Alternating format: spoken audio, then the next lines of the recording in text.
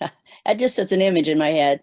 This morning, when I was thinking about everything, the relentless rain and the treacherous roads and the vulnerability of our neighbors who are living unsheltered or with minimal protection just was flowing over me. And at the same time, as is so important to do, we acknowledge that we are meeting together here on the traditional lands of the Puyallup tribe, who lived and stewarded this space for thousands of years and still do so today. And at the same time, because my mind keeps making connections, we also acknowledge that there's a climate conference going on in Scotland, the COP26, the Conference of Parties, the 26th year, which is having big debates about how to steward this planet. So I then, as I often do, look for a poet with wisdom on this topic. And I have found Maya Angelou's stunning 1995 poem,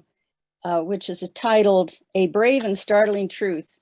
I thought I would just read a couple stanzas of that as a way to center us in our work for today.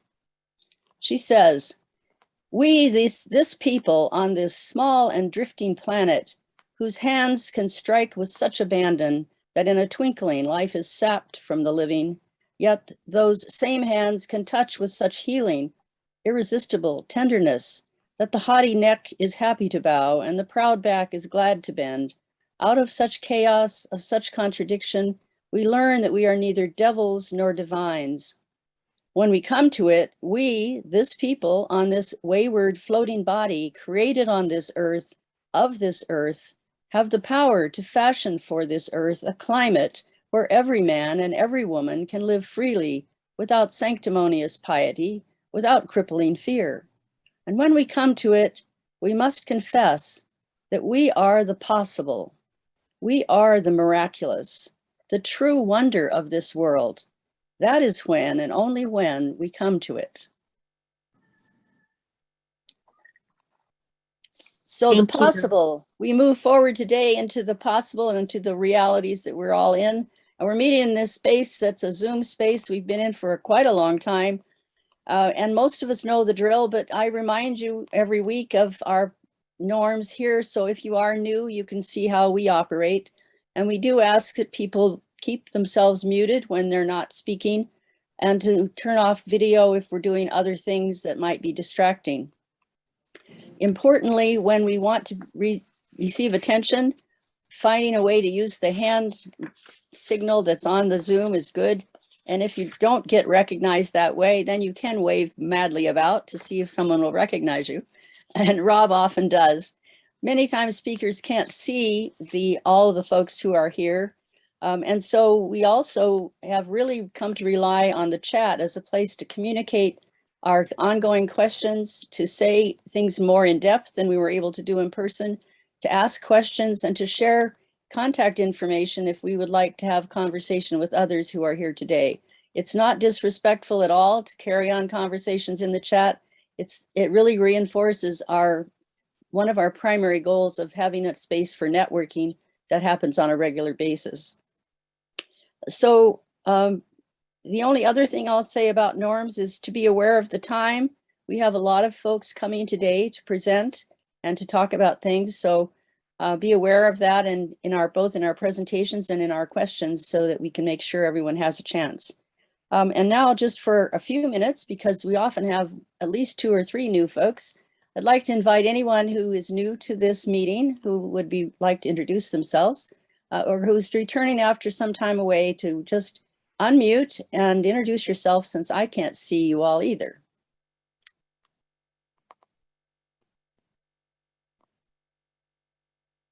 Well, I will go ahead and kick it off. My name is Megan Jendrick, and I'm the Parks, Recreation, and Aquatics Director for the City of Fife. And we have just launched a jobs program within the city. We have 10 people that were living out in one of our parks that have moved into a temporary village. And we're in the process of finalizing a more permanent village on city property. So I'm happy to be here. Welcome, Megan. It's wonderful to have that project going. Thank you. Thanks.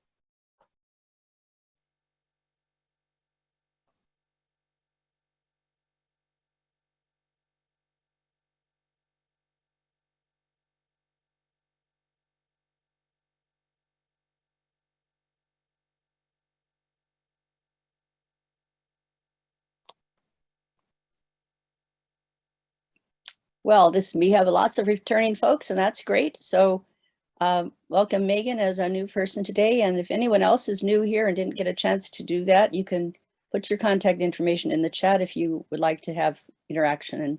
And I'll turn it back to you, Rob. Thank you, Rosemary. And for those who are new to the meeting, yes, awkward silence is part of this meeting regularly. So, all right, so let's shift into our first standing item that we talk about every week, which is we ask people to share what they, excuse me, are seeing on the streets this week. So I know it's been a very wet, windy week. If you have any information about people's needs, what people are experiencing, and how members of the coalition could help address that, this would be the opportunity to share. So feel free to unmute yourself and raise your hand, and I will call on each person as they come up. I think, Jenna, I saw your hand go up first, and then Wolf. So hello, folks. Thanks for all the myriad things that we're doing to help so many. So I'm somewhat of a frequent resident advocate, keeping in touch with the coalition group. And I just want to mention just first and foremost an encampment that seems to be growing. And it's over by Wright Park, G Street and 2nd. And the church, First Presbyterian, contacted the city, but they said they were unable to do anything. And since August, my witness was that I saw one encampment, and it now looks like there's about 8 encampments there, and it's growing. So there's a concern because there's the school there for the children, and the parking lot is used for pickups and also for other events. So the city has said that it's on some type of property that they do not have ordinance over. So I don't really understand it. So the church has contacted them several times, and I'd like to just know how I might help and where I can get more information to be more active. And that is why I'm very pleased to become aware of Tacoma Safe. And I know that Angela Connolly is with us today, so I'm really interested in hearing her talk. Thank you, Jenna. And yes, we will get to that. That actually is the next item on the agenda. So, Wolf? Hey y'all, haven't been able to make it to one of these in a bit since we added Friday as a service day. Sorry, my cat might be a little loud in the background. He's got a cone on today and he's very upset about it. But Serve the People has been doing our regular service over the past few months, 2 to 3 days a week, serving food and supplies at camps. Folks are getting cold, and we haven't been getting as many donations in terms of like warm clothes and blankets as we've gotten in previous years. And I understand that that's kind of a common experience now among a lot of charitable organizations in Tacoma. That donations are down. This week, specifically, we were out, in addition to our food program, delivering mattresses and bed frames to camps so that folks can stay warm off the ground when the streets are flooding. Other than that, if you have any connections for how to get more blankets and warm clothes, please get in touch. My name is Wolf. I run the Serve the People program. You can also make a monetary donation on Venmo, STP_Tacoma, and we're on Patreon. Thank you. I'll put that in the chat too. Thank you, Wolf. And anyone else with items about what they're seeing on the streets this week? Yeah, Megan. Yeah, I wanted to just share an email that I received. Our jobs program just kicked off this month, November 2nd. And like I had mentioned before, we have 10 participants in there. And so the city is really trying to work on getting word out to residents. We've met with quite a few business owners to let them know that this village was coming, and received overwhelmingly positive response to it, which was very encouraging. But we ran an article in our City of Fife newsletter that went out to all residents to make sure that they were aware as well. And I just wanted to share the following email and see if there was any ideas from this group on ways that we could potentially support. So it says, Miss Jendrick, I just read about the amazing program that you've started in the Fife newsletter. I have lived in Fife for several years, and there's no doubt a problem with the homeless population. It has quite simply become out of control. Unfortunately, I'm writing to you today to let you know that you may soon have more than 40 entire families that may become homeless. In May of this year, I moved to apartments in Fife off 23rd Street. I moved here because it was only somewhat affordable and available housing in the area. I currently pay $950 a month for a very small apartment, and that seems quite pricey for what I get. I settled in, and in August of this year, the owner of the apartment sold the property. I have yet to get notice that my rent is being raised as I'm under a 1-year lease. However, my neighbor who pays $1,050 for his 2-bedroom unit got notice that they are raising his rent by $500 a month, bringing his new amount to $1,550. The apartment complex has become an eyesore for the community, and the new owners are forcing out very good, hardworking people. In addition, they've reduced our living space by approximately 120 square feet for more than a month due to a painting project, which has yet to be finished. I've tried talking with management, however, they are unreachable. When I call the owners, who are actually a corporation, I got a very negative response and my issues were not resolved. I'm not asking you for anything. I just wanted to make you aware that situations like this are contributing to the homeless problem, not only here in Fife, but everywhere. So I just wanted to throw that out there and see if anyone might know of resources that might be available, or if you have run into similar situations in other cities, and what options might be available to help somebody in this situation out. Thank you for bringing that letter and that to our attention. I think there's been some talk already that there's similarities between this and what happened a few years ago with the Tiki apartments. Maureen, any thoughts? I'm going to put my email in, Megan, and let's just take it offline so that I have better information to give you and connect you to the right people as fast as possible. The reality is, unless that, maybe Lori's on or Jennifer, but unless that landlord is taking money as part of the emergency rental assistance program, that person is free to raise rent as high as they want to. There's no cap. And we've seen everything. We've seen $700, $800 a month increases. And we've also seen lot space increases go up by 25% or more, up over $1,000 for renting a lot to put your mobile home or your RV on. So, yeah. All right, Maureen, I'll send you my email in the chat. Thank you. Perfect. Monique, you had your hand up. Yeah, thanks, Rob. So I'll just add a little to that conversation as well. I've had several calls this week asking for rental assistance, which of course we don't have the funding right now, but a lot of folks are asking for rental assistance. My outreach team out in Puyallup and Fife are finding a lot more veterans, so I'm sure there's a lot more folks out there in the bushes. I wanted to bring up something though. Wednesday, with the Seattle Seahawks, Delta Airlines, Starbucks, Minority Veterans of America, 9 Line Veteran Services, Bob Hope, we put on an event at Lumen Field called Operation Turkey Drop. And we had, veterans drive through and get turkeys and cheesecakes and things like that. I also, they also packed 2,000 bags with some, goodies in it. And so I have a lot of them that I brought back with me. And so I'd like to try to distribute them. I know I want to take them over to Tacoma Rescue Mission for their veterans living in that little section. But if you guys have any veterans or know of any veterans organizations that could use some of these bags of goodies from Starbucks and Delta and all these organizations, please let me know. I also have a enormous amount of instant coffee in my garage.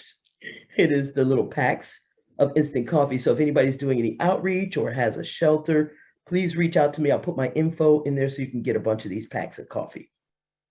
They've got to have access to hot water though. And then just the last thing, I've gotten a lot of just requests for cold and wet weather gear. Thank you, Monique. So if you do have additional items related to needs on the street and you want to drop them in the chat, I see that the chat is quite active this morning. That's exactly what we like. But we do need to move on to the next item on the agenda. And that would be, we asked Angela Connolly if she could do a 5-minute kind of introduction to Tacoma Safe and the elements of how it impacts homelessness. So Angela, I hand the floor over to you.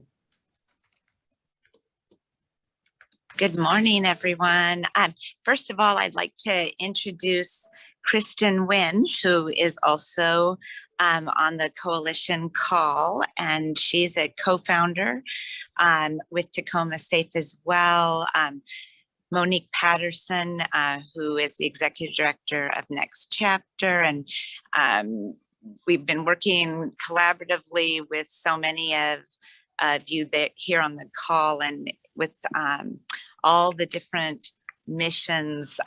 What the coalition is kind of what our hearts are very much about, which is we're a community collective where we know the power of coming together and of creating pathways for everyone's voice to be heard. So that's kind of our big mission, is to empower citizens to intersect, and they want to help, they want to speak out.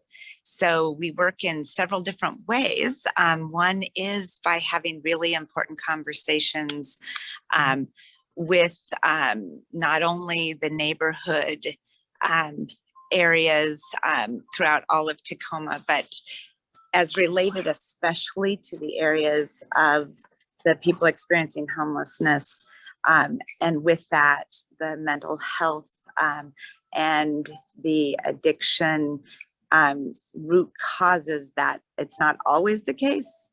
It's not always the case for people who are unhoused, but there is a big concern in those areas, and the huge lack of resources that we have. And when they closed down the civil site of Western State Hospital and abandoned people on the streets with very few resources, that's one of our major missions, is to just try and have the important conversations around that. We started about 6 weeks ago. We have over 1,000 citizens and representatives of different groups who have joined on, joining their voices to say, we love Tacoma. We want the dignity for every person, and we want everyone's potential to thrive. And we're willing to actually do everything we can. So we're about solutions, and we're about just making things happen as quickly as we can. First of all, I just want to thank every one of you, because you're all doing this. Everyone's doing it. So we just want to work collaboratively with all of you. If there's some way we can help, please let us know. Some of the other things we're doing our hands-on graffiti cleaning up. And Richard Dorset, who I believe is on the call today, he is one of the organizers that's really empowering and equipping people to come together every Saturday at 10 o'clock. We meet over at the Artco Goodwill parking lot. And we go out this weekend. If it's not pouring, we're going to go over onto McKinley Hill, working our way towards 72nd. We're working legislatively. Yesterday, one of our important conversations we had was with the head of the trial lawyers lobbyist, Larry Shannon, where we talked about the mental health and addiction lack of resources. We do want to go, as we meet with the legislators, we do want to meet with Trudy Inslee and Jay Inslee and talk about some ideas. We'd love all of you who want to be involved in this to come message us and be part of this. It's time. It's time for all of this going forward. We do have a big commitment to helping those in the encampments actually clean up their own encampments. And that's one thing we did under the 705 bridge. We do want to work collaboratively with the city and all those who are already helping in those areas. So we'd love to connect and actually kind of get a bit of a coalition going together. We want to reach out to every encampment and see how we can help bring tools, bring brooms and shovels. And it worked really beautifully under the 705. There's 3 pregnant women under that bridge. There's a lot of needs. So, you know, we want better than the encampments.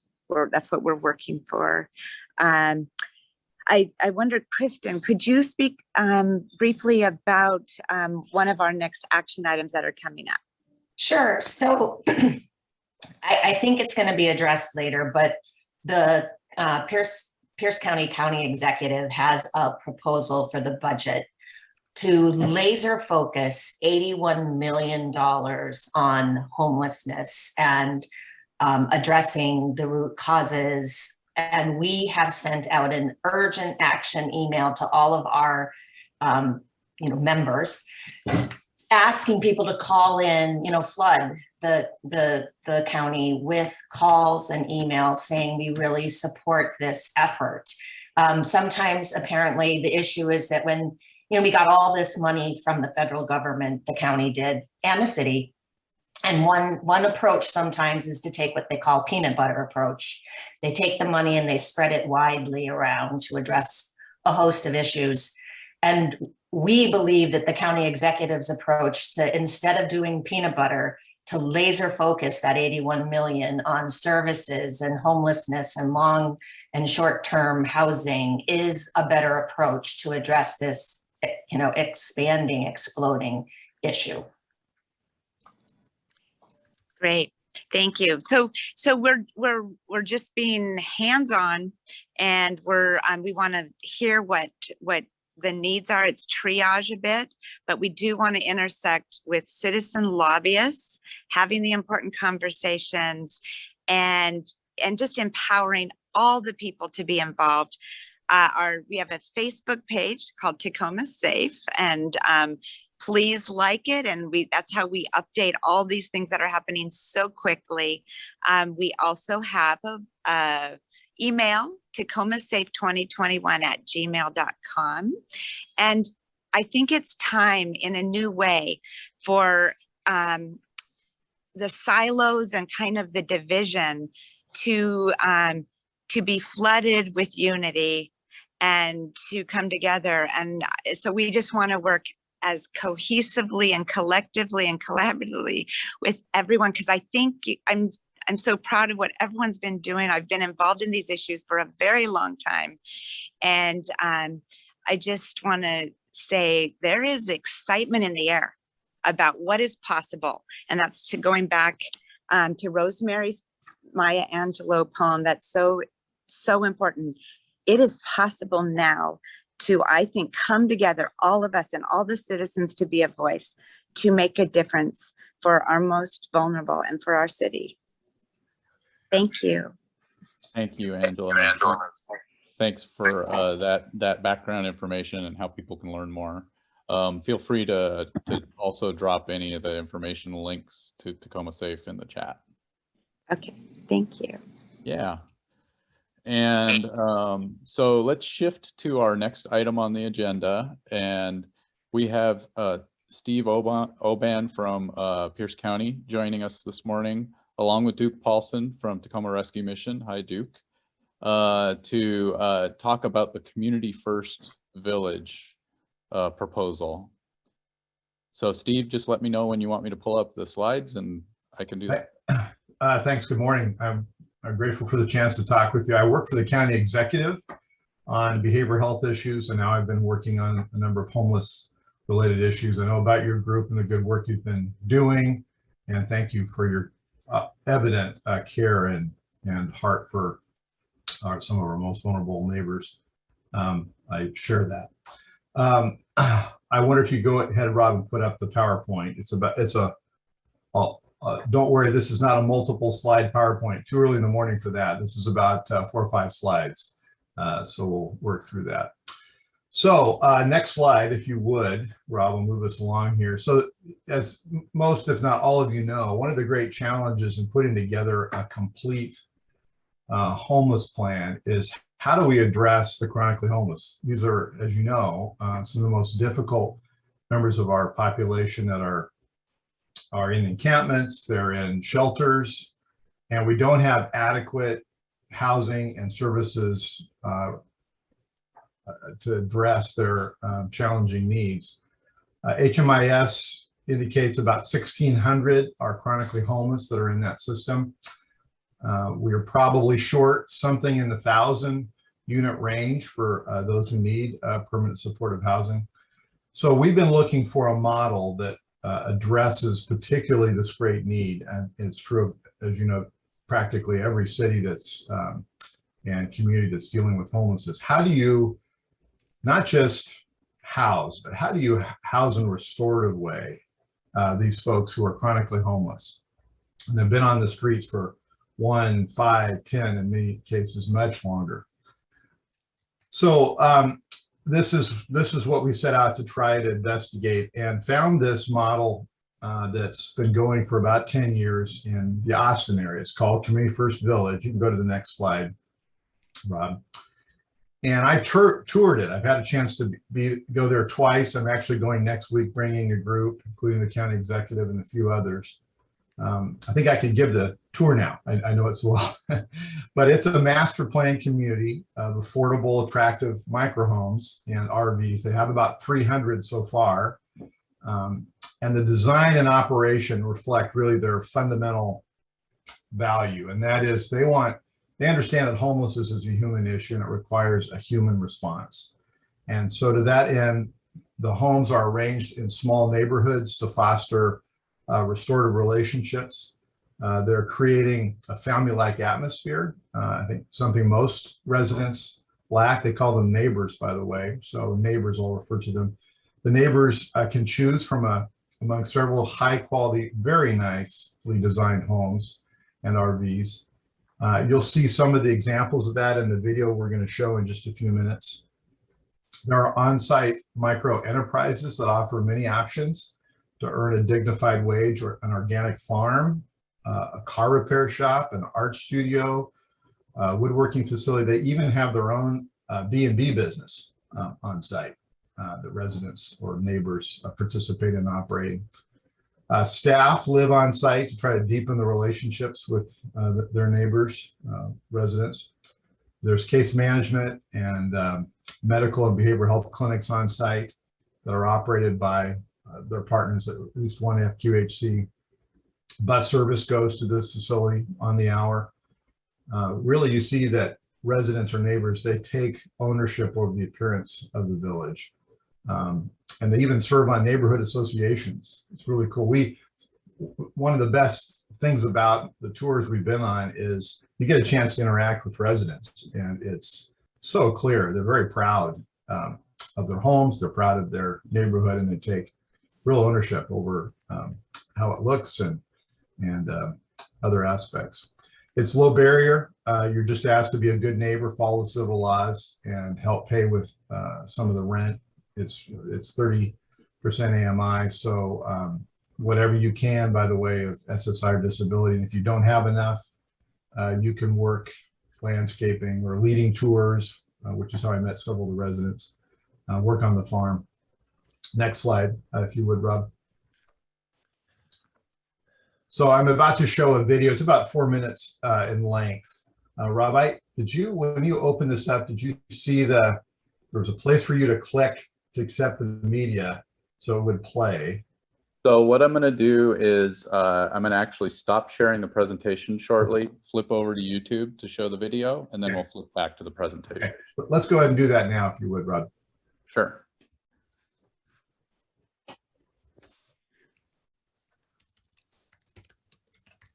And please, somebody wave if this doesn't seem to work properly. Let me.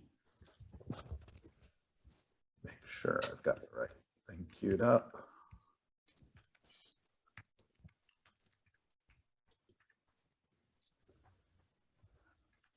My apologies here.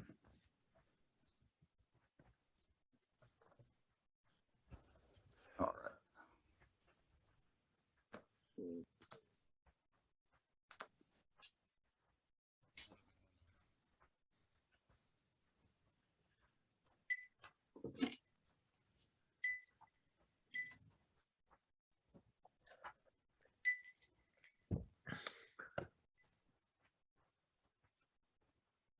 Community First Village is the craziest place I've ever been and ever lived. Oh! I love this place. What we're doing here in Austin, Texas has never been done anywhere in the United States of America or the world. Mobile Loaves and Fishes has created a new movement designed to lift the most chronically homeless men and women of our community up off the streets. When I look back on it, it was nothing short of a miracle.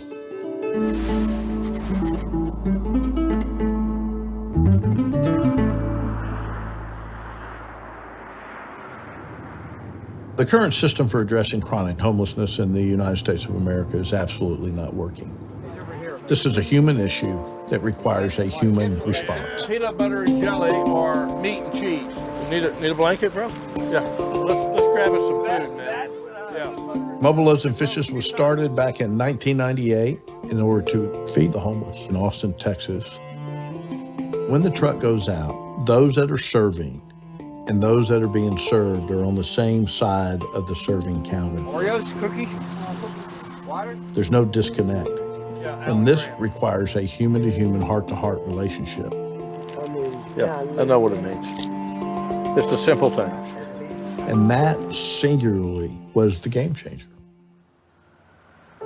Truly, that food truck ministry is what taught us what we needed to know in order to build Community First Village. In 2004, I came up with this idea that we could go out and buy a gently used recreational vehicle, lift somebody up off the streets. And I started fantasizing as the serial entrepreneur that I am, why can't we build an RV park?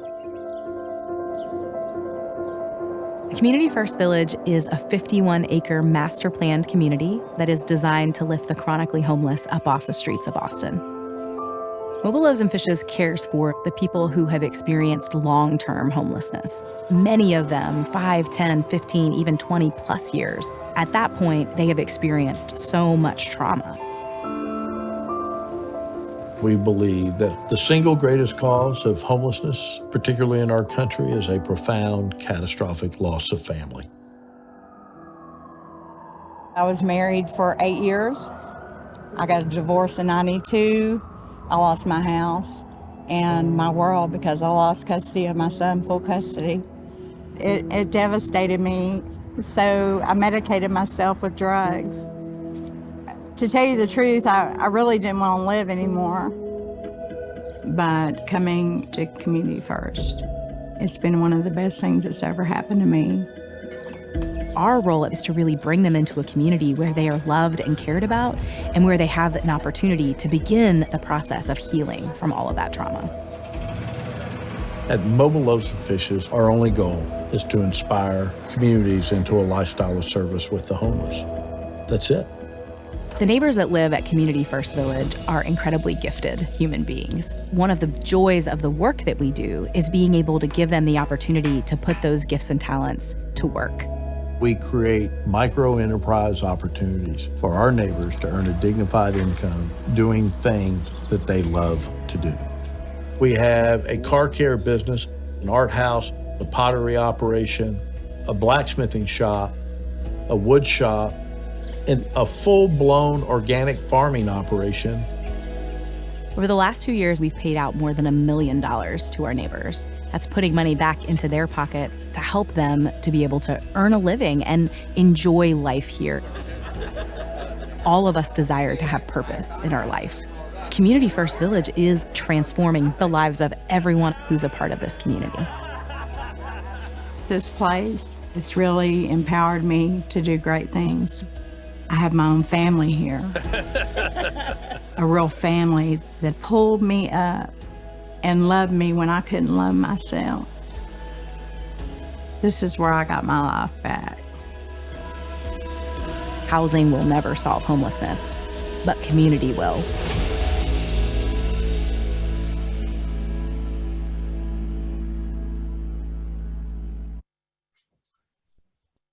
Thanks, Rob. You're welcome. So just a few comments, and I want to bring Duke in here, Duke Paulson, the Executive Director of Tacoma Rescue Mission. You probably all know very well. But I think the video shows why there are so many Austin area groups, small businesses, big businesses, individuals, faith groups, foundations that are investing in Community First Village. They had an original plan of building up to 500 microhomes and RVs. They've got funding now and land purchased for 1,900 units. They will be able to house all of the chronically homeless in Austin, or excuse me, 80% of that number by the time they're done. So it's a model that attracts substantial private sector funding, both on the capital and on the operating side. A lot of volunteerism as well. And it's a model that attracts the chronically homeless who voluntarily leave the streets of Austin to live there. The homes are very nice. We've been inside them. They're very attractive. They don't do it on the cheap because they want to express the inherent dignity and humanity and all those who want to come and live there and create a special place for them. So next slide, if you would. But let's hear from Duke for a few minutes, and then I'll talk about the county executive proposal. Duke has already been talking to different groups and members in the community to sort of gauge support for something like this. So that's what Duke will be discussing. Duke, you there? Yeah, thumbs up, can you hear me? I did try and turn mute off. All right. Yep, I hear you. So perfect. Yeah, so basically I have some advanced opportunity to be involved in this. The National Association of Rescue and Gospel Missions had their annual retreat there annual event in Austin a couple years ago, specifically to highlight what was going on in Austin, Texas, which Austin is actually very similar to Seattle. It is not the conservative city that Texas is. It is a high-tech industry hub. It has a similar population. This village is located in the county east of Austin, actually, in the surrounding area, so it is not actually downtown, but it has had a significant impact there. And so I'm excited about potentially having a long-term permanent housing solution for people that would not otherwise have that option. So this isn't affordable housing. This isn't.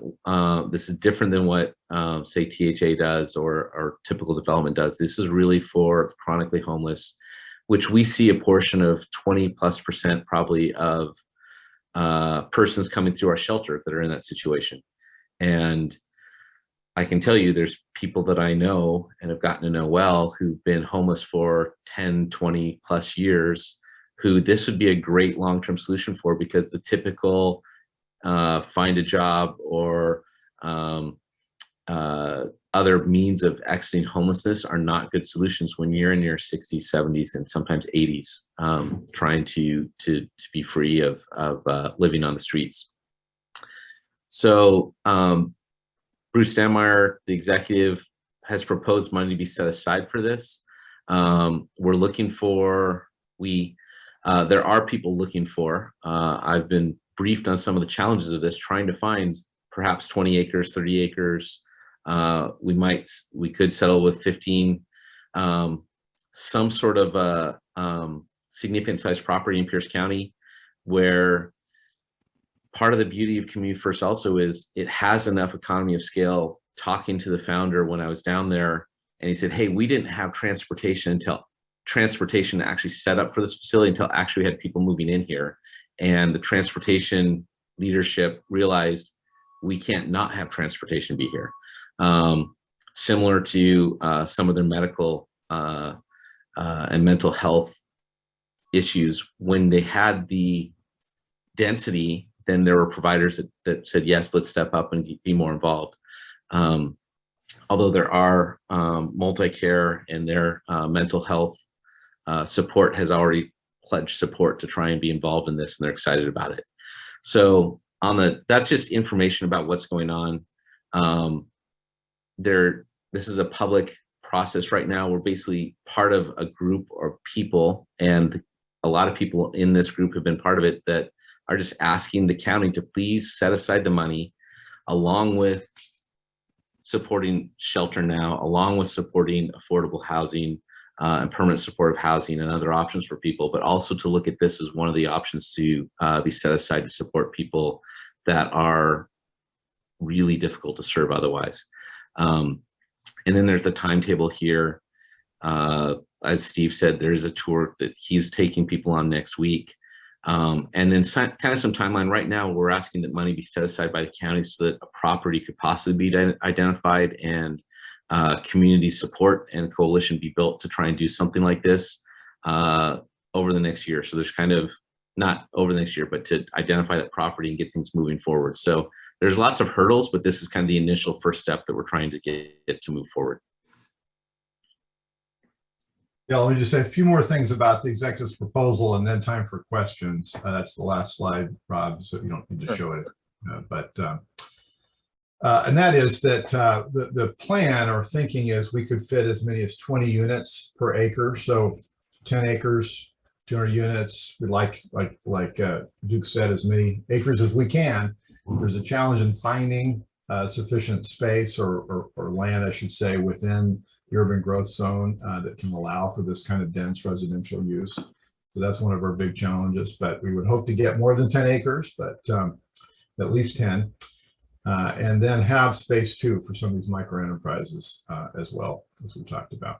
That's currently in the exec's budget, along with, as Duke said, and somebody said earlier, an additional $50 million for shelter and affordable housing. So this is not the only thing the executive has emphasized. He has funding for a number of different important elements that you all have been working on over the last number of months.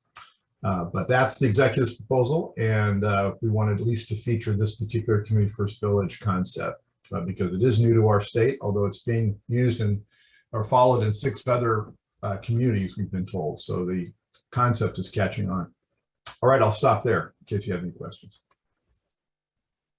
Perfect. So there's a couple of options. Folks can drop questions in the chat, or you can just raise your hand and I can call on you so that we can address the questions just directly here in the meeting. Anybody with questions?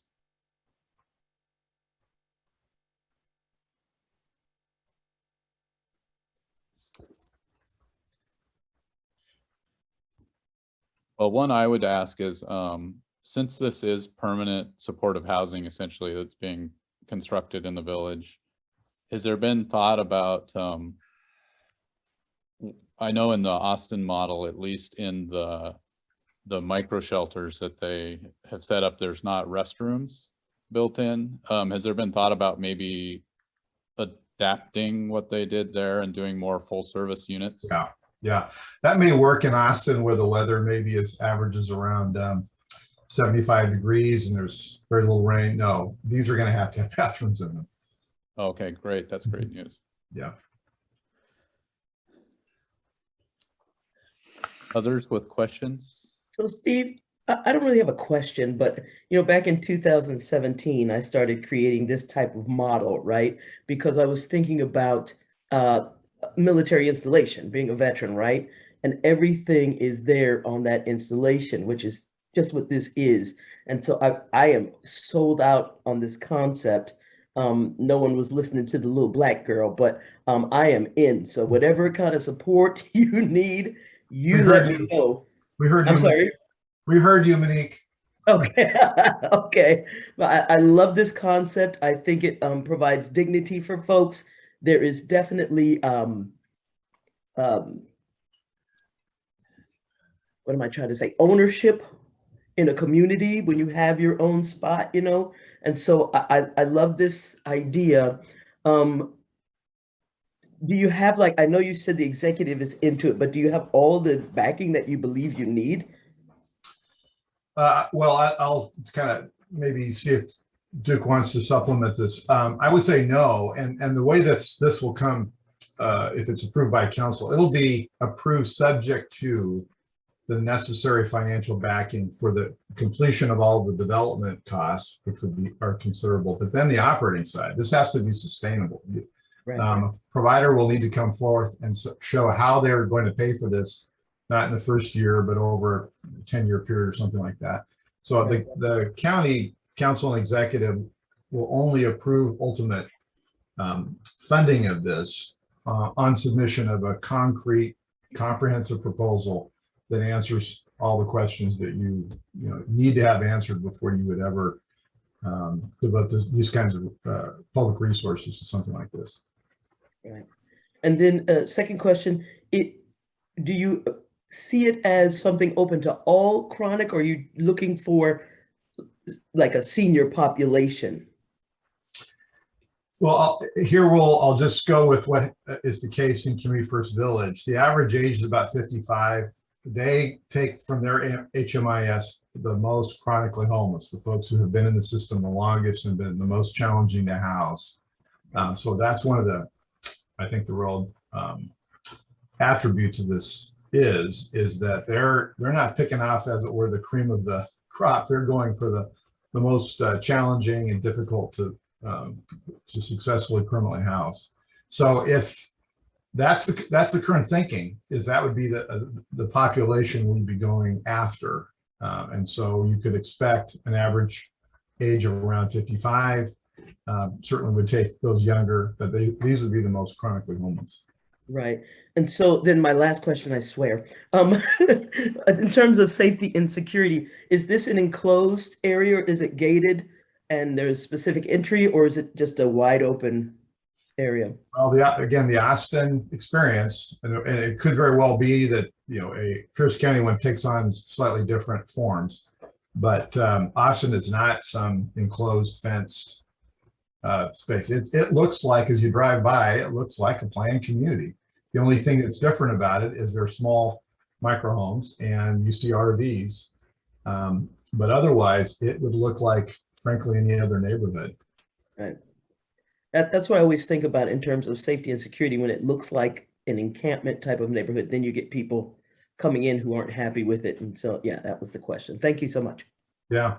Interestingly, from a public safety standpoint, you can imagine concerns by the surrounding neighborhoods about bringing in a permanent supportive housing homeless village like this.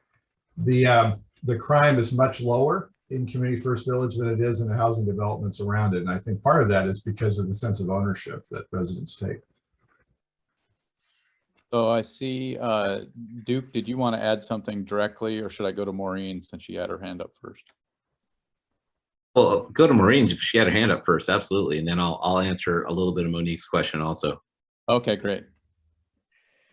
Just to, thanks a lot for, all the people who've done all the work on this. And like I put in the chat, I mean, we formally put out an ARPA priority statement last April, and the first line on it was 1,000 doors at $100,000 each. That's 1,000 units. So we're on record wanting money going to, permanent housing purposes. There's no question there.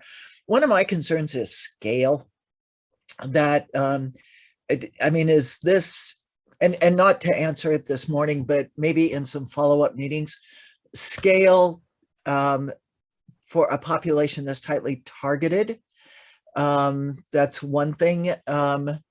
And having run a number of what are now called micro enterprises with people experiencing homelessness through the 80s, I hope you come back with real details on some of these micro enterprises. I mean, do they have business plans? Do they have deep subsidies underneath them? Are they really paying?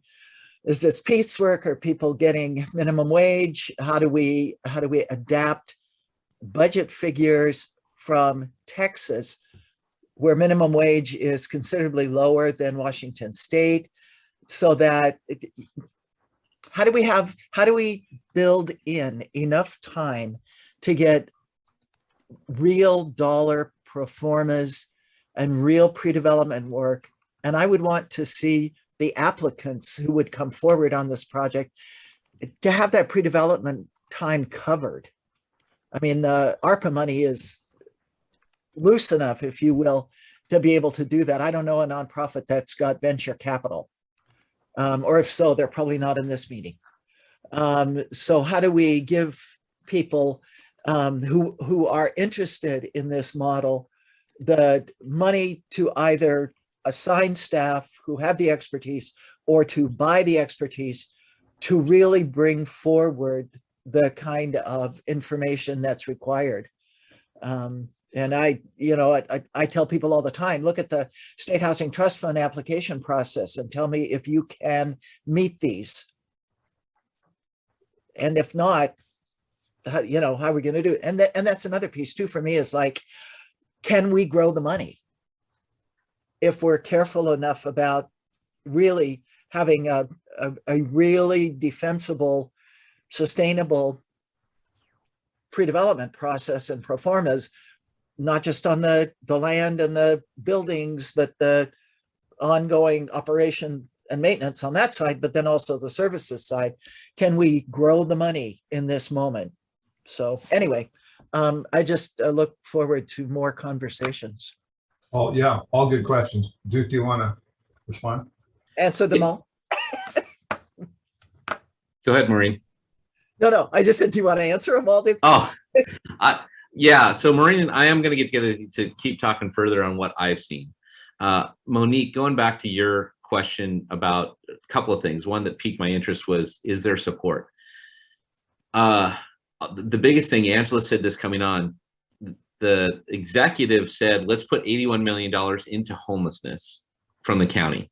That's being haggled over today. And the decision will be made probably by Monday or Tuesday next week on how much of that $81 million that the executive asked for is actually going to go to homelessness. So that affects shelters, that affects camping sites, that affects permanent housing and affordable housing and all that kind of stuff. So right now we're just in a fight to say, hey, secure $80-some million to go towards this issue. And then the county will be going through the process of how does that get divided up and what are good options and where that goes. So I'd say right now it's just, let's get that secured. And so anyone that wants to call or email or share, hey, we'd like to get as much of that money set aside, because this is a major topic. I mean, it cracks me up in not in a sad way, but when the city of Tacoma comes out with their budget and the headline of the newspaper is how much is going towards homeless services, before police, before fire, before other things going on, that's the number one thing that people are asking about, and that the community knows we're aware of and watching. And I think politicians are pretty aware of that, but it sometimes gets lost in the city wants a new art project or a sewer upgrade or something else. And people get focused on that stuff too. And it starts going, oh, let's put $1 million there, $1 million here, and it whittles away. So that was one. And the other thing you asked that I wanted to get around, that I wanted to bring, I don't remember what it was. Sorry, that was my biggest one I wanted to jump in on. There was something else you said, Monique, and I'll circle back to you. But I think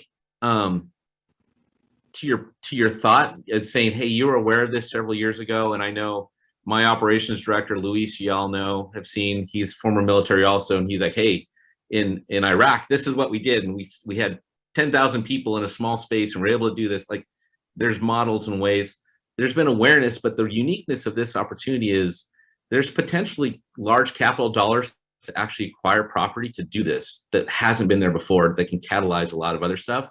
And what I'm seeing and what I'm standing before politicians saying is, there are community members, and it's not just a private foundation. So this isn't just the Milgards and the Cheneys and the Multicare. There are private individuals that are willing to pay $25 and $50 a month to support something like this. And there's thousands of them that will help raise the funds. I believe there's a lot of engagement to help in this situation. that's actually where the bulk of the support comes from. And that's where the bulk of people that care about, hey, this is going on right now in my community that I think make the difference in this. But you've got to get this initial momentum going to really catalyze the rest of that.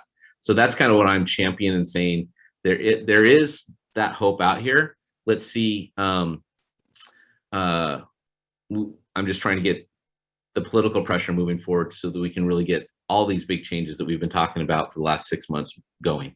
Yeah. So, Duke, when I was thinking about this model, my thought was that we have all these HUD-VASH vouchers and nowhere to spend them. So my thought was get these veterans signed up for HUD-VASH vouchers and then put them in, and the HUD-VASH voucher would pay.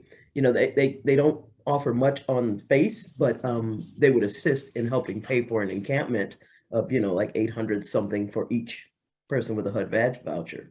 Yeah. Yeah. So and that $80 some million from the county, there's a whole lot of housing options. I'm a huge advocate of there's a spectrum. So there's needs now, there's needs 2 years, but I'd also like to be part of building what's our 40-year community impact look like that's really long-term helping also. So I think that we're in general, and I'm on the committee, one of the committees at least, there's in general agreement on that. How that'll work, we don't know. Right now, we're just trying to get the money so that we can get to that question next. Thanks, Duke. So I did want to carve out some time for us to have small group discussions on the topic. Does anybody have one final comment or a question for Steve or Duke? Teresa?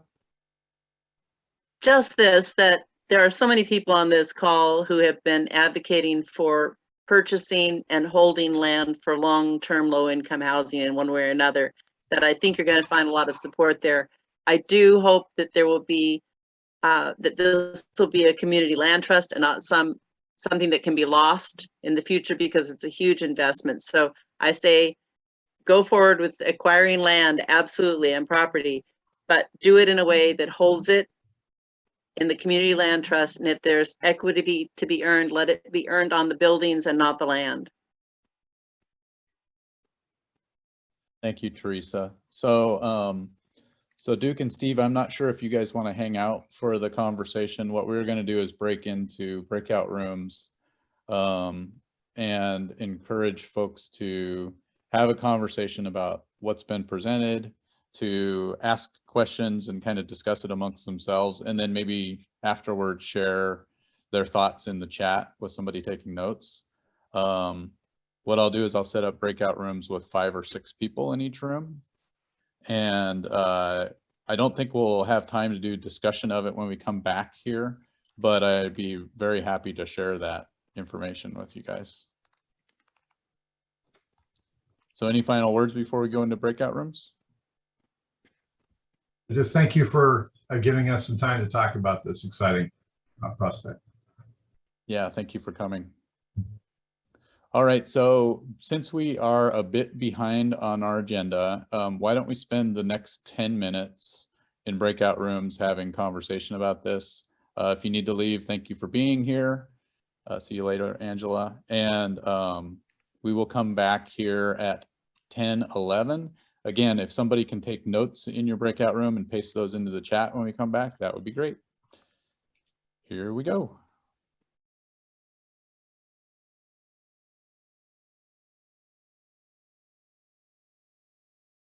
Welcome back, everybody. I know 10 minutes is really not a lot of time, so I'm sure that cut some of you off. My reminder would be, please do share notes from your conversation in the chat. And if you have additional points or things that you wanted to raise that you didn't have time to do during the breakout groups, please use the chat for that as well. So moving on with our agenda, again, I want to thank Steve and Duke for being here for the presentation this morning. So our regular standing item that we usually do at about 10, we're a little past that, is regular government updates. So I'll run through the list of folks who are typically with us. I'm not sure, is anyone from the city of Tacoma on the call?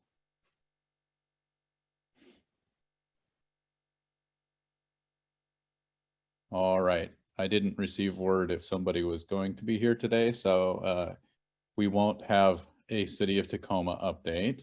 I'm not sure if I saw Jeff Rogers on the call. Jeff, are you here with any updates from Pierce County? Jeff's off today, but he asked me to provide an update.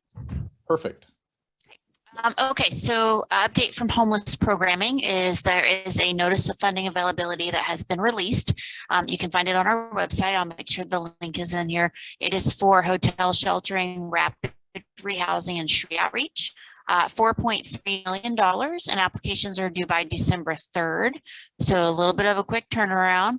So please go ahead and take a look at that. There will be the NOFA and application materials are all posted on the website, and there should be a Q&A session. So please read through that very carefully and make sure you submit in accordance to requirements. If you miss the deadline, you won't be funded. So please, please, please get it in by the cutoff because there are no exceptions to that rule. So otherwise, that's the only update I received from homeless. For rental assistance, we are in 25 locations throughout the county. This is like the only time I've sat in this chair this week. For Treasury, we are 88.85% spent. That's $18.4 million. We are getting ready to put in our request on Monday for somewhere around $40 million more because Treasury has anywhere from 1.8 billion to several hundred million available. So we're going to put in our ask for additional dollars. For TRAP, which is the state dollars, we're at 84.4% spent on that as well for 36 million. So that's $54 million spent just since March 1st in those two fund sources. And then with our American Rescue Plan dollars, we're already 26% spent as well. So lots of new contracts going through with state dollars, federal dollars, lots of changes being made just to make sure we're as efficient as possible. But we are out in the community. We were at Sumner Family on Monday, I think. I'm getting very confused. Buckley. Today we're at Key Center, Gig Harbor. We're in multiple locations next week. And then next week we're also presenting in Spokane. And then I am presenting to the Washington State Legislation on Friday at 8 a.m. So if you know someone who needs assistance applying, Tacoma Pro Bono is there with us at every one of the visits. So stop by, say hi to either of us. We both have candy baskets. Theirs is better than mine, but that's okay. Mine's prettier. I decorated it. I was very proud of myself. And so stop by, have them stop by and apply. If they want updates, they can always stop in and apply or get an update. The landlords can stop and get updates. And then Tacoma Pro Bono is there offering a whole slew of amazing services. So feel free to get people to us. And if you have a location that would be beneficial for either of us to come to you, we are always happy to make a rule and just come visit you. So if you're a landlord, if you're a service provider, a lot of food banks have been reaching out. We're getting ready to do all the Tacoma libraries. So just know that we are on the move throughout the entire county, and we will continue doing that into next year. So feel free. Oh, thanks, Lori. I worked very hard. All right. Thank you, Valerie. Any questions for Valerie? Too bad Maureen left. I'm sure she would have had a question. I'm sure. She knows my number. She'll text me. Yeah, she does. She knows how to reach you. Yes. All right. So let's shift over to Jenny with any updates from the Tacoma Pierce County Health Department. Good morning, everyone. I have a team working on a tree in our yard right now, so I'm hoping you can't hear that background noise. Kind of general updates from me. I've also got my kiddo behind me getting into cupboards, so sorry in advance. General updates from me, isolation and quarantine. We're really excited to see, fewer outbreaks in the shelters, which is amazing, obviously for everyone. We are still working on building up the isolation and quarantine capacity for folks who need safe places to stay if they are awaiting a COVID test result or are positive with COVID.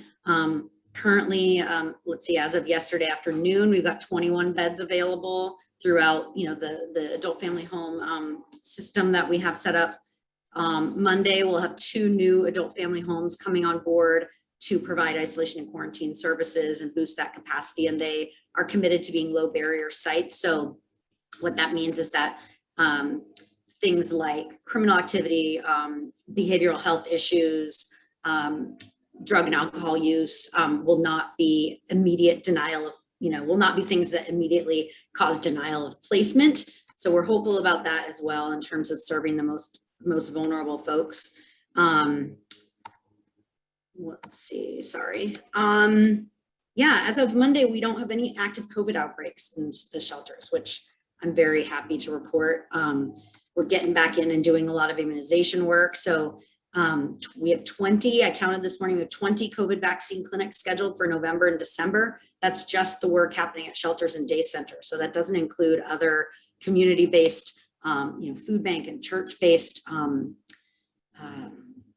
events, but that's going directly on site. And those are through our contractor ambulance. I haven't looked, this is just sort of my knee jerk, like looked at the data real quick. I feel like we're seeing bigger numbers at these events, which is really heartening, really great. And working on a few more encampment outreach efforts from a departmental support standpoint, but also Greater Lakes is continuing through this month to work with Medical Teams International, doing encampment outreach outside the city of Tacoma. Medical Reserve Corps is doing some flu vaccine clinics, and there was a successful clinic at Tacoma Rescue Mission yesterday, which is very exciting. So there were COVID vaccines and then flu vaccines as well. And the department's really busy rolling out pediatric vaccines right now. So I'm working to make sure that our contractor ambulance is able to incorporate pediatric vaccines into their work at shelters where that is needed, family shelters, and that our department keeps attention on the vulnerable population and community of folks living homeless as we incorporate all different kinds of competing priorities. So I'm going to drop some links in the chat about boosters and things like that, and our website, helpful places on our website.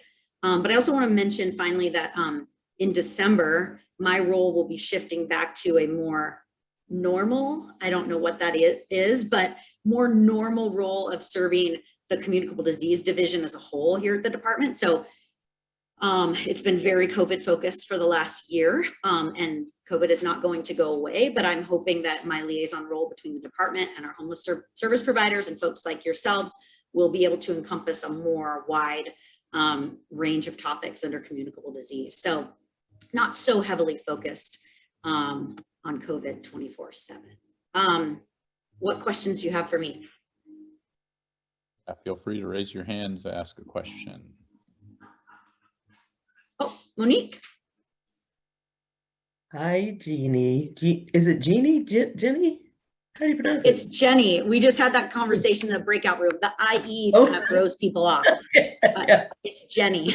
Then I noticed there was no A, and I'm like, oh, wait, that's not Jeannie. But anyway, listen, so the encampment that the city of Tacoma is going to be setting up for us to run, when we open, which is supposed to be December, is it possible to get a team to come out and make sure we've got all the vaccinations done for everybody living there? It is possible. I'd love it if you would email me. I'll drop my email in the chat. Okay. I can't promise anything, but what's happened, we were able to partner a mobile team with Comprehensive Life Resources to go to 3 city encampments. Like I said, Greater Lakes, which works outside of the city. Trisha Munson's been leading that work with Medical Teams International, so a different vaccine provider than us, doing a lot of outside the city work. And then I'm trying, I hit some roadblocks this week with getting our mobile teams to take on 3 more direct to encampment vaccine efforts, but I have some other options. So I'm working some angles, Okay. and I need to become more familiar with what you're referring to in terms of the new city, connection or collaboration. So if you wouldn't mind emailing me, and we can chat about that a little bit more, that would be great. Thank you. I appreciate that. I need to say, like, for full transparency, the department, so actually, having our mobile teams deployed to encampments is not sustainable for us. It's coming to kind of a close. And so that's what I mean in terms of working other angles, working with our contractors, but also making sure that that's agreeable to the outreach teams to work with another contractor, and also seeing what Trisha's doing with Greater Lakes. So just want to, not overpromise anything, but would love to chat with you more about it. Right. We do have a van where we could load Great. folks up and bring them to you. We just need to know where to take them as Yeah. well. Okay, great. Okay. Yeah, let's talk more. Thanks. Thank you. Perfect. Thank you, Jenny, for the update. And let's shift to, I'm not sure if we have anybody from Pierce County's Department of Emergency Management on the call today. I didn't notice Regine or Jody checked in. Is anyone else from DEM on the call? That's okay. So, well, I'm sure they'll be back with us at our next meeting. So the next item on our agenda, I was just going to do a very brief mention of Pierce County's comprehensive plan to end homelessness, the work that's being done by the steering committee, as well as the shelter plan work group. Let me paste the link to that page on the Pierce County website related to the efforts. The Mike Boyster represents the coalition on the shelter plan work group. The reason that Mike hasn't been here is that the shelter plan work group has not met yet since the request for information closed that the county had out. So I expect to hear that they will have a meeting again coming up soon, but that hasn't happened yet. Looking at the webpage, that link that I put in there, the steering committee will meet next on November 19th from 1 to 4 p.m. on Zoom. The link to join that meeting, anybody is able to join that meeting and participate just as a member of the public. They do take public comment during the meeting. So if you have an interest in that, you can actually join that meeting on the 19th through that website. There is a current draft of the comprehensive plan to end homelessness that is being fleshed out by our friend Garrett and his team at the county. So there should be more to share there soon. And then again, as a reminder, it would be Maureen speaking right now, typically, because she's our representative on the steering committee for the for this comprehensive plan to end homelessness, but she had to go to another meeting. So that's why you get me.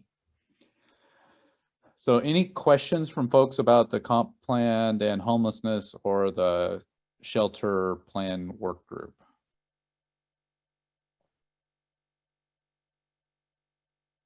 If you do have questions, do please pop them into the chat. Teresa, you have your hand up. So I was hoping that you would talk a little bit about some of the issues that you raised at the steering committee meeting. Would you do that in this group?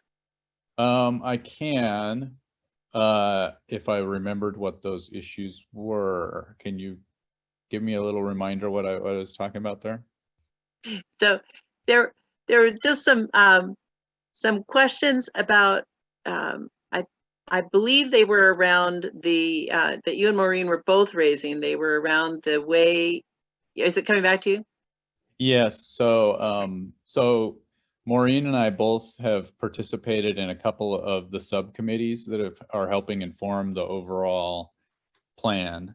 And among those the two subcommittees that I serve on with Maureen are around homelessness prevention and actually encouraging the county to stand up a more robust prevention effort so that we don't have more people sliding into homelessness, and then also permanent housing. And Maureen expressed concerns specifically around the permanent housing elements of the comprehensive plan. She's kind of expressed some concerns throughout the entire process that that the comprehensive plan to end homelessness doesn't include a separate look at long-term housing and affordable housing, and it relies on the efforts of other outside efforts around affordable housing. So so that's a concern that Maureen has been expressing, And that I can see that I have a couple other hands up. So Teresa and then Rosemary. So specifically to the 0 to 30% AMI is that seeing that being really focused on and a plan for addressing that, especially when we hear this morning about some of the very precarious positions people who are low income are in with landlords and even at with the mobile homes, to say there needs to be a very strong way forward there. And we are hoping and expecting the county to take the lead in that and to see it in their plan really well. Rosemary, your hand's up as well. Well, I was going to make that exact point that Teresa made. So that's that. But I was just really thinking of, if this comprehensive plan to end homelessness is addressing the idea of actual street homelessness and whatever else it's going to address, but not addressing affordable housing, then it needs to be really clear that and demand that be addressed. And I think that's Teresa's point as well, but it will. I remember in the video today, the point on community was really powerful, that someone made the claim that housing won't end homelessness, but community will. And that's only true to a certain extent, because that's a metaphor for the importance of community, but it does not at all negate what we heard about this morning. When you can't afford a house, you're homeless. So the county has to step up and be a leader that's accountable for that. Yeah, and it's on each of us to help make comments on the plan and ensure that does get addressed. And that would be another opportunity to talk about that at the November 19th meeting as well, for folks who want to attend. All right, so if you have additional comments or questions about the comprehensive planning effort, please drop those in the chat. I can refer things to Maureen and Mike Boyster to be answered directly. So I think we all know we want to advocate for addressing this issue as quickly as possible. Next item on the agenda. So we can shift over to an update regarding Safe Sites for All. Jan? Yes, we are pleased to announce that the pilot program for Safe Parking Network has now moved into this next stage. We have evolved into a recognized program under the county. The county has picked up the funding for Safe Parking Network. There are currently 4 sites, and I will put into the chat the new phone number. Colin is working on other projects on homelessness. He has moved on. He still is going to be helpful, but instead of MDC being the fiscal agent, going forward, it is New Hope. Paula Anderson is our new Colin. Was that weird? Said no, Paula Anderson is our new go-to person. So we are fully funded through the end of the year, at which the new initiative that we all have been working on will move forward to expand the number of units, the number of parking places. So I know, go Paula, go Paula. So I will put in the new, there she is. Paula, I'm gonna put your number in and just come in and take a bow, Paula. Well, obviously I'm just stepping in here. It was great to meet with the county last week. Again, this is only to continue the funding for the 4 existing sites, one of which is one that has been trying to come on, but will eventually come on. It is a limited funding. And then I'm hopeful that the other NOFA that comes out will be coming out sometime soon, where we can then apply for additional funding for some of the safe parking expansion that we wanted to look at. But, we're looking for partners in that as well, because that's a big chunk. And we were looking to kind of keep the safe parking that we were working on to East Pierce and South Pierce County, where there aren't as many services as there are in Tacoma and Lakewood and things like that. And then looking for another agency, perhaps Associated Ministries or one of the other ones, to take over some of those other ones, if that funding comes out and if we all are willing to do that. So this is just an interim piece, and I'm just thankful for the committee, because Colin and Jan and the rest of the committee members are the ones that have really built this program. And so it's an easy just step in, just be the fiscal manager basically on this. We will have a phone number. Jan just put that in there. That is a call for referrals. New Hope will take over doing the background checks, and then working with the contacts at each one of the safe parking sites, just to make sure that everything is going the way that it should be going. Thanks, everybody.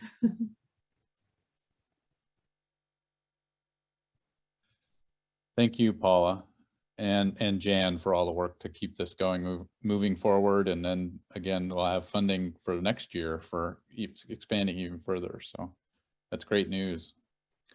So the next item on the agenda is whether we have any coalition committee updates. I wasn't sure if we had anything that needed to be shared this morning. Rosemary? I don't think so today. Okay. That's great. We just keep that as a standing item, since we do typically have something to share from one of the committees working for the coalition. So let's shift into our good trouble announcements, and we're actually ahead of time on our agenda, which never happens. So we can have a pretty robust section here. One of the things that I thought I would share, some of you may have been aware that the City Council, Tacoma City Council, on its agenda on Tuesday night had listed the first reading of the camping ban, use of public property item that had been on the agenda earlier in the year.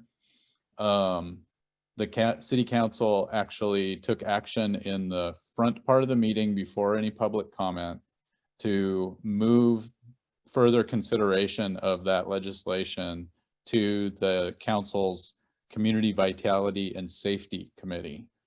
So CVS is a committee that includes a portion of council members, and essentially they're going to dig into details and some of the concerns that had been raised by a subset of the coalition members earlier this year regarding concerns with the reimposition of any public camping ban. The Community Vitality and Safety Committee was asked to do as much as they could to resolve questions to bring the legislation back to the City Council before the end of the year. That is a pretty tight timeline, but because of this request, the committee, the Community Vitality and Safety Committee, will hold a special meeting on November 18th, starting at 4:30 p.m. It's something that is available. The link will be available on the city's website. I don't believe it's there yet. But there is an opportunity, if you have an interest in expressing further concerns, wanting to ensure things are in or out of that ordinance, there is an opportunity at the committee level to make public comment. So if this item comes back onto the agenda before the end of the year, we will hear about it through those Community Vitality and Safety meetings. Any questions about that public camping ban item? Okay. And then I also wanted to just do a general coalition announcement regarding our schedule for our meetings going forward through the end of the year.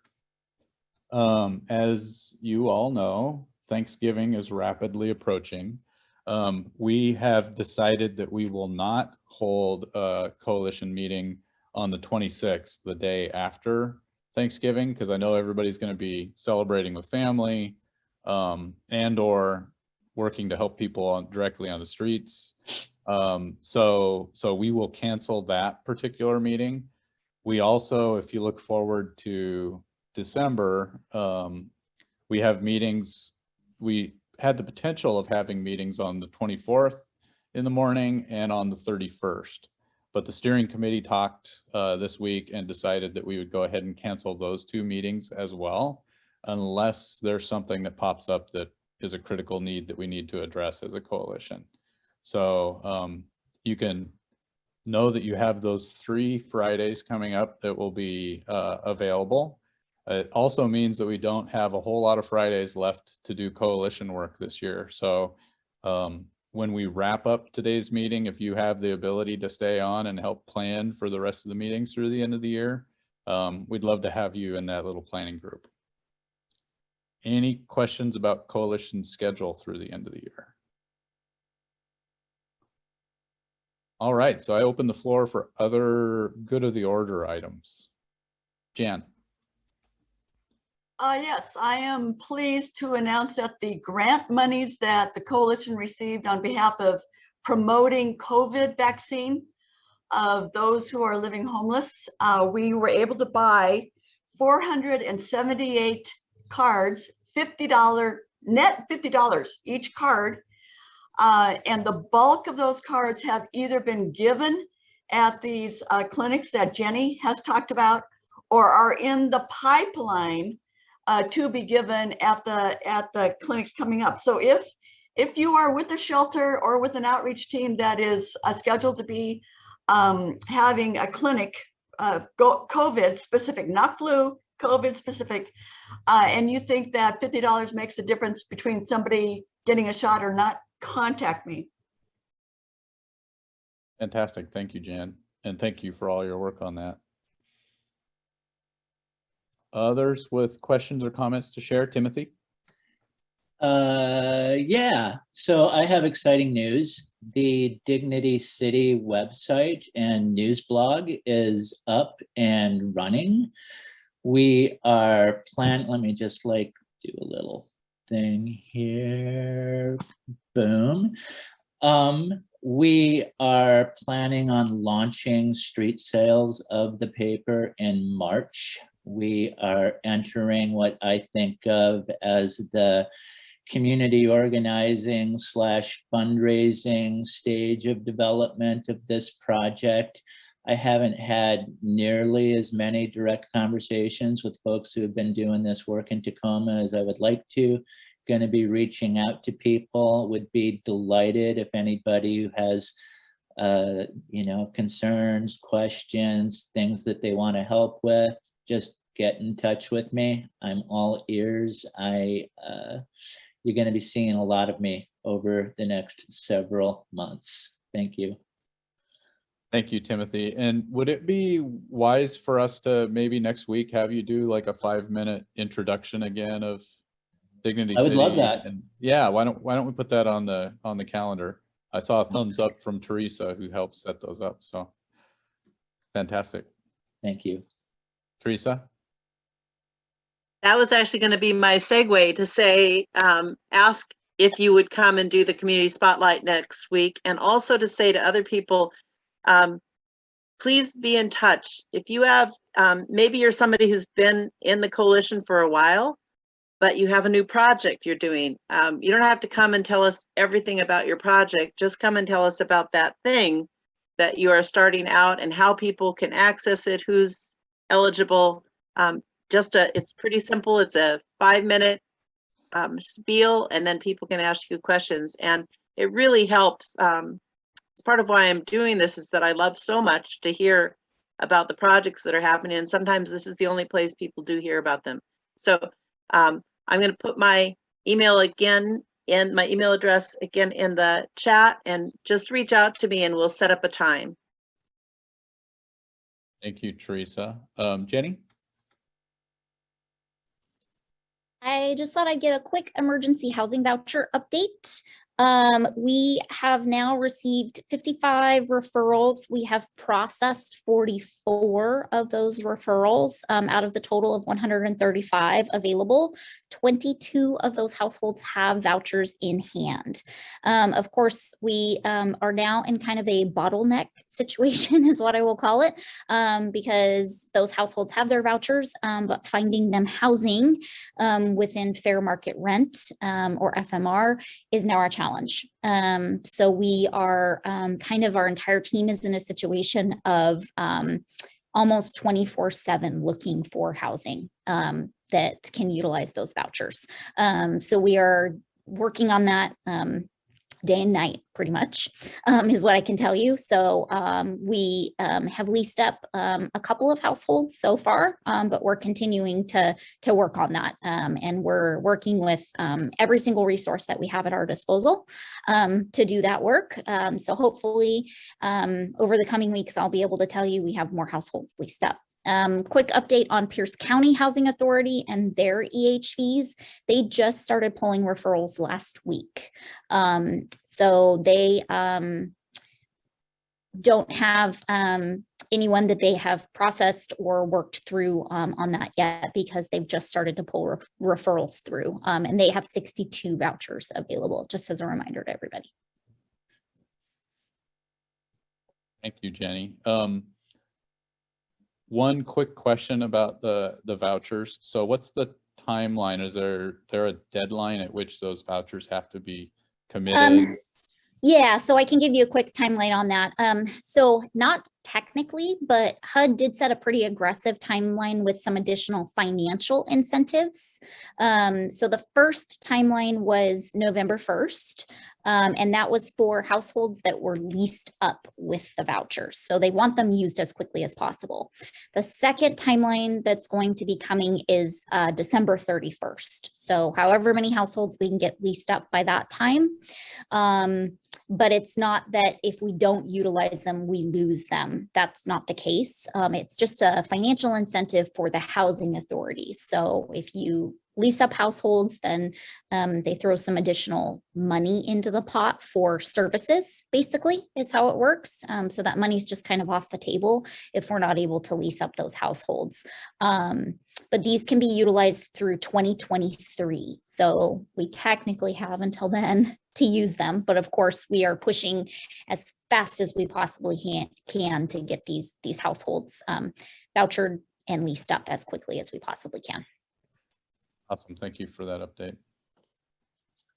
Anyone else with items for the good of the order? Okay, well, it looks like we might actually wrap up ahead of time, which... Rob, it's Sheila. It's Sheila, yes. Real quick. I put in the chat that I'm still collecting holiday resources from the coalition to submit to Garrett to have it posted on the website. So just send them to me. My email's in there. Thank you. Thank you, Sheila, and thank you for taking that on. So I wanted to carve out a couple of moments here to offer folks, if you have any feedback on today's meeting, let us know things that went well, things you liked, things you didn't like, what we should do better. This would be an opportunity just to open the floor for those kinds of comments. And of course, you can use the chat for that kind of feedback as well. So anybody with thoughts for today's meeting? Monique? So Rob, I always loved the format of this meeting. However, I noticed today that when we went to breakout rooms and came back, we lost about half the people. So I don't know if that was because they had other meetings or if there's something up with having to go into the breakout rooms, but it was just something I noticed today. Yeah, I think that we do see that happen. Even though we do try to do small breakout rooms because it would be more comfortable for a lot of folks to be in smaller rooms rather than a big room. Some folks don't like to do breakouts. So I do think we do lose a few folks that way. So thank you for that observation. If they don't, just a quick question, if they don't click into the room, does it force them there at a certain time or can they just stay? No, what happens is I end up sitting in kind of like a holding room where we're not having the conversation. And we had probably 9 people who were in that area. And that is one thing I could make more clear. If you don't want to participate, you could just stay in that room. Because essentially it just gives people, we have people who are multitasking who can't jump into Right. breakouts. So Yeah. Today also, we had a number of people who were presenting or part of a group, and they all left after they did their presentation and before coming into the breakout. So that was, I think that's why there was a greater drop than usual. Yeah. Thank you for that feedback. So anyone else who wanted to offer anything about today's meeting or future meetings before we all say have a great weekend? And I see your comment in the chat, Jennifer. Thank you for that too. That's a great ad. So I want to wish everyone. Can I just ask one more thing? Because we're planning, we're kind of trying to look at the rest of the meetings this year. If you can't come to the planning meeting, but you have something you'd really like to be sure we get on the agenda, can you just put it in the chat or speak it out? Because it's great to hear from people saying we really want to talk about one thing or another. So put it out there and go ahead and finish, Rob. Sorry. No, I was just going to wrap us up. So that's a great way to end the full meeting on that note. I hope everybody has a good weekend. If you do have an interest in staying around to help plan the future meetings, we'll take a 5-minute break and then we'll be hanging out here to continue the conversation. Have a good, safe weekend, everybody.